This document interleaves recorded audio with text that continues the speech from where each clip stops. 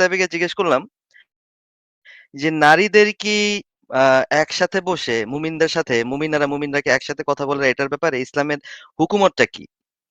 তো সে একটু ভ্যাবাচ্যাকা খেয়ে গেল যে, "এটার ব্যাপারে কি আছে?" তো হচ্ছে তারা বলার চেষ্টা করল যে, "এটা আওরার অন্তর্ভুক্ত না।" বাট আমি যেই তাফসীর থেকে বের করে যখনই দেখাইলাম, তো বলতেছে, "না, না, না, না, না, না, না। এটার ভিতর তাফসীরের অংশ না। এটা অন্য একজন আলেম তার নসিহত ওমা, করছে।" ওমা তাফসীরের অংশ না মানে? মানে বুঝলাম না তো ব্যাপারটা। মানে তাফসীরের ভিতরে লেখা আছে কিন্তু সেটা তাফসীরের অংশ না। এইটা? হ্যাঁ, হ্যাঁ, হ্যাঁ। বলছে দেখেন ওই যেই লেখাটা আছে ওইখানে কিন্তু এই কথাটা বাট ওই কথার ভিতরে কিন্তু ওই লাইনটা লেখা ছিল। ওইটা স্কিপ করে গিয়ে বলতেছে যে ওইটা পড়ার পরে উনি যেটা বুঝছেন ওইটা লিখছেন। এখন ও বলতে চাইতেছে যে এটা তো ইসলামের কোনো আকীদা না, ইসলামের কোনো হুকুমত না। এটা জাস্ট উনার একটা ওমা! মতামত। বলতেছে যে তার মানে এইটা হচ্ছে তাদের একটা মতামত, এটা কোনো হুকুমত না, এটা আমরা সম্মান করব বাট এটা মানব কি মানব না এটা আমার কোনো ব্যাপার না। আচ্ছা, এই জিনিসটা তাইলে আমরা একটু চেক করে দেখি যে এটা কি আসলে কোনো একজন ব্যক্তির ব্যক্তিগত মতামত নাকি এটা ইসলামের বিধান? যে পরপুরুষের সাথে এই যে তারা যে এই কাজটা করতেছে মানে ছেলে-মেয়ে একসাথে মিলেমিশে যে তারা আচ্ছা, এটা একটু দেখে নিই আগে। এই ভিডিওটা একটু দেখে নিই আগে। দেখেন এখানে কি বলতেছে আহমদুল্লাহ হুজুর কি বলে শুনি আমরা। প্রিয় ভাইরা, মোবাইলে, ফেসবুকে, অনলাইনে, নেটে অন্য অপরিচিত মেয়েদের সাথে কথাবার্তা বলা, চ্যাটিং করা, এটা কি জায়েজ না জায়েজ? না জায়েজ। আলহামদুলিল্লাহ, এই ফটো আমরা সবাই জানি। কিন্তু জানলে কি হবে? কয়জন লোক আমরা আমল করি? ইমোতে, হোয়াটসঅ্যাপে, ফেসবুকে, অনলাইনে, অফলাইনে, মোবাইলে অপরিচিত মেয়ের সাথে যে কোনো ধরনের আলাপ আলোচনা পরপুরুষের জন্য হারাম। ইমোতে, হোয়াটসঅ্যাপে, ফেসবুকে, অনলাইনে, অফলাইনে, মোবাইলে অপরিচিত মেয়ের সাথে যে কোনো ধরনের আলাপ আলোচনা পরপুরুষের জন্য হারাম। এটা মানুষকে জেনার দিকে নিয়ে যায়। আল্লাহ সুবহানাহু ওয়া তাআলা বলেছেন লা তাকরাবুজ জিনা, জেনার কাছাকাছি আমরা যেও না। কত সংসার এই মোবাইলের কারণে ভাঙছে, কত সংসার এই ফেসবুক এবং ইমোর অপব্যবহারের কারণে ভাঙছে, কত সংসারে অশান্তি সৃষ্টি হয়েছে, কত ঘর ভেঙে চুরমার হয়ে গেছে প্রিয় ভাইরা, শুধু এর অসৎ ব্যবহারের কারণে। লক্ষ্য রাখবেন তো ইনশাআল্লাহ।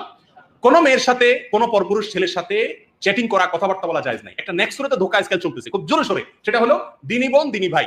নাম দিছে কি? দিনী বোন।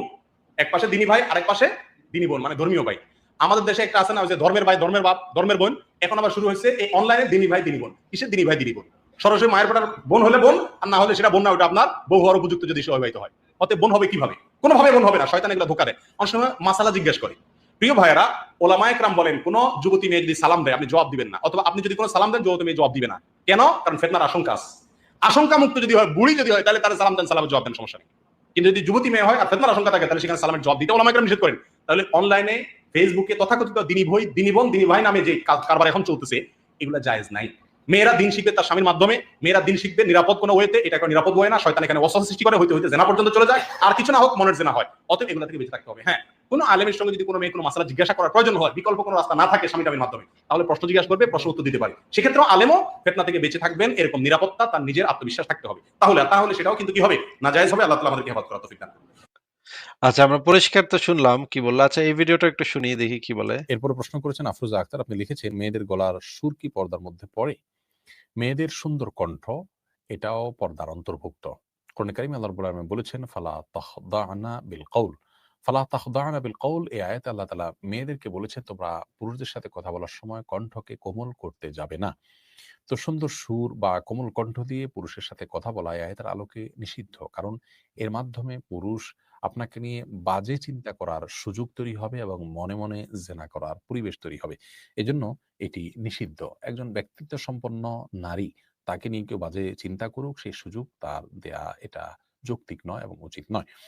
সেজন্য মেয়েদের কণ্ঠের সৌন্দর্য বা সুললিত কণ্ঠ কিংবা কোমলতা এটি পুরুষদের বা পরপুরুষদের বা গায়ে মাহরামদের সামনে প্রকাশ করা উচিত নয়। পরপুরুষের সাথে কথা বলার সময় কোমল কণ্ঠে কথা বলবেন, আল্লাহ নিষেধ করেছেন কোরআনে সরাসরি।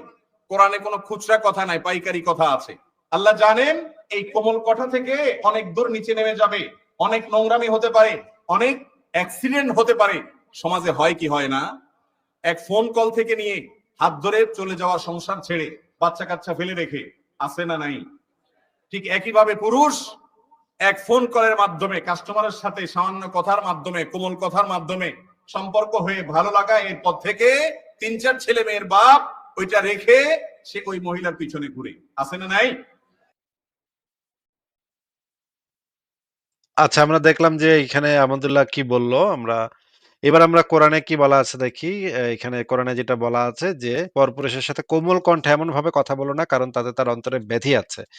এবং তাফসীর গ্রন্থে তো পরিষ্কারভাবে বলা আছে। যেমন ধরেন তাফসীরে মাঝারিতে এই বিষয়ে কি বলা আছে সেটা একটু দেখি। তাফসীরে মাঝারি ৯ম খণ্ড পৃষ্ঠা নাম্বার ৪৮৯ তে যেটা বলা আছে, আ রাসূল নারীদের মধ্যে এমন ভাষায় বাক্যালাপ করতে নিষেধ করেছেন, যাতে নারীরা আকৃষ্ট নারীরা আকৃষ্ট হয়। খুদু শব্দটির অর্থ কোমলতা। হযরত ওমর যখন খলিফা, তখন তিনি একদিন পথ অতিক্রমকালে দেখলেন একজন পুরুষ ও একজন নারী আলাপ করছে মধুর কণ্ঠে। তিনি পুরুষটির মাথায় এমনভাবে চাটি মারলেন যে তার মাথা ফেটে গেল। দেখেন ওমর কিন্তু ফাটায় ফেলতো, মাথা ফাটায় ফেলতো এক্কেবারে দেখলে এরকম, কোন বেটা-বেটি কথা কইতেছে কোমলভাবে, এক্কেরে খাড়ার উপরে মাথা ফাটায় ফেলাইতো, এজন্য তিনি পুরুষটিকে কোনো ক্ষতিপূরণও দেননি। তিবরানীর বর্ণনায় আসছে রাসূলুল্লাহ সাল্লাল্লাহু আলাইহি ওয়াসাল্লাম স্বামীর বিনা অনুমতিতে স্ত্রীদের পরপুরুষের সাথে আলাপ নিষিদ্ধ করেছেন। সমাধান: নারীদের জন্য অবশ্য কর্তব্য যে তারা পরপুরুষের সাথে প্রয়োজনীয় বাক্যালাপ করবে কর্কশ কণ্ঠে, যাতে পুরুষের মনে সৃষ্টি হয় বিকর্ষণতা। আচ্ছা, তাফসিরে জালালাইনে যে জিনিসটা বলা আছে এটা এটা মূর্খতার যুগের অনুরূপ, ইত্যাদি করো না। নিচে যেটা বলা আছে যে আ হেদায়েত: নারীদের পর্দা সম্পর্কিত তাদের কণ্ঠ ও বাক্যালাপ নিয়ন্ত্রণ সংশ্লিষ্ট, অর্থাৎ যদি পরপুরুষের সাথে পর্দার অন্তরাল থেকে কথা বলার প্রয়োজনীয়তা দেখা দেয়, তবে বাক্যালাপের সময় কৃত্রিমভাবে নারী কণ্ঠের স্বভাবসুলভ কোমলতা ও নাজুকতা পরিহার করবে। অর্থাৎ কোমলতা যা শ্রোতার মনে অবাঞ্ছিত কামনা সঞ্চার করে, এমন কথা বলা যাবে না। আ অন্তর্বিশিষ্ট লোকের কুলালসা ও আকর্ষণের উদ্রেক হতে পারে, লালসার সঞ্চার তো হওয়াই স্বাভাবিক। এবং নিচে আরো জিনিস অনেক কিছু বলা আছে যে নারীদের কণ্ঠস্বর সতরের অন্তর্ভুক্ত নয়। এখানে যে মাসালাটা দেওয়া হয়েছে সেখানে বলা হচ্ছে সতরের অন্তর্ভুক্ত নয়। কিন্তু এই ক্ষেত্রেও সতর্কতামূলক নিয়ন্ত্রণ আরোপ করা হয়েছে, যা এবাদত পরপুরুষের কণ্ঠ শুনতে পায়। নারীদের এমন উচ্চস্বরে কথাবার্তা বলা বারণ করা হয়েছে। ইত্যাদি, ইত্যাদি বারণ করা হয়েছে।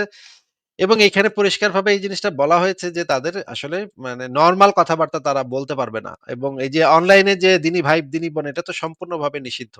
দিনী ভাই, দিনী বোন নাম দিয়ে তারা যদি আলাপ আলোচনা খুশগপ্প করে যে বা হিদায়াতের কথাও যদি তারা বলে, এটা সম্পূর্ণভাবে নিষিদ্ধ মেসিয়া ভাই। মুমিনরা তেলে মেয়েদেরকে যুক্ত করে তারা তেলে কি ইসলাম প্রচার করলো? আমি তো কিছু বুঝলাম না।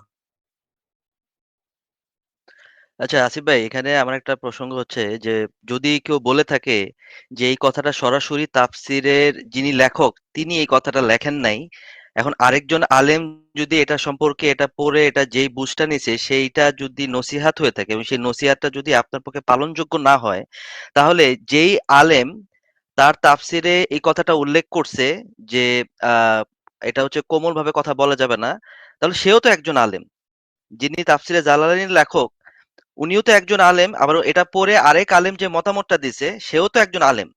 এখন আপনি মানে টু হোয়াট এক্সটেন্ট তার ইলমটা হইলে আপনি মনে করবেন এতটুকু আমি গ্রহণযোগ্য, অতটুকু আমার গ্রহণযোগ্য না। তার মানে মুমিনরা কিন্তু এখানে একটা বাটপারি করেই যাইতেছে যে যেহেতু এইটা আমার মতামতের সাথে যাচ্ছে না, সেহেতু এই আলেমটাকে আমি বাদ দিয়ে দিলাম।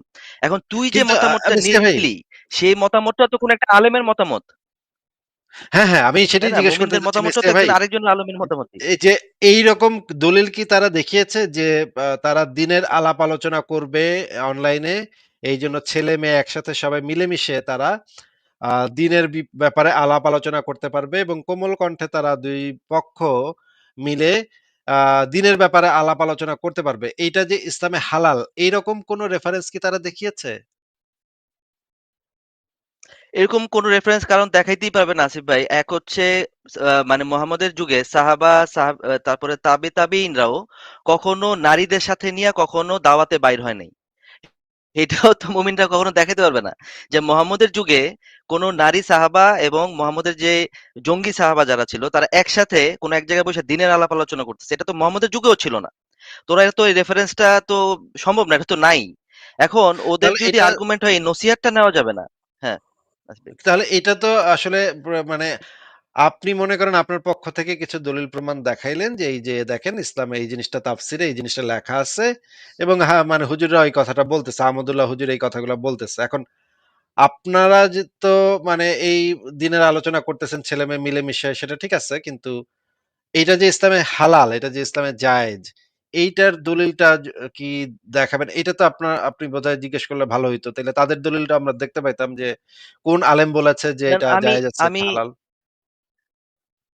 আমি আমি আমি দেখতে চাইছি আসিফ ভাই, আপনার ওই ভিডিওটাতে যদি আমি প্লে করতে পারতাম তাহলে আমি বারবারই বলছি যে আচ্ছা ঠিক আছে, আপনি যেই আর্গুমেন্টটা দিচ্ছেন সেটার পক্ষে কোনো এরকম কোনো রেফারেন্স আছে কিনা তাহলে দেখান, তাহলে তো হয়ে যায়। তো তারা এটা দেখাইতেছে না। তাদের একটাই কথাই দেখাইছে যে আপনি যেটা বলতেছেন একটা নসিহত, এটা কোনো দলিল না। তো যদি সেটাই হয়ে থাকে তাহলে তারা যেটা বলতেছে সেটার পক্ষেও তো কোনো দলিল নেই। ঠিক আছে। বুঝতে পেরেছি। তারা একটু ফাইসা গেছে আসলে। ফাইসা গেছে যে তারা তারা নিজেরাও জানে। ফাইসা গেছে একটু আসিফ ভাই, এবং শেষের দিকে ওই মমিনা নিজেই বলতেছে যে, "আপনি কি আমাকে প্রমাণ করতে পারবেন যে আমি এতক্ষণ স্বভাবসুলভ কণ্ঠে কথা বলেছি?" পরে বলছে, "তার মানে কি আপনি কর্কশ কণ্ঠে কথা বলছেন?" বলছে যে, "হ্যাঁ, আমি এতক্ষণ যাবৎ কর্কশ কণ্ঠে কথা বলছি।" বোঝা গেছে, বোঝা গেছে। তারা নিজেরা ফাইসা গেছে আসলে। বিরাট একটা ক্যারফার ভিতরে পড়ছে।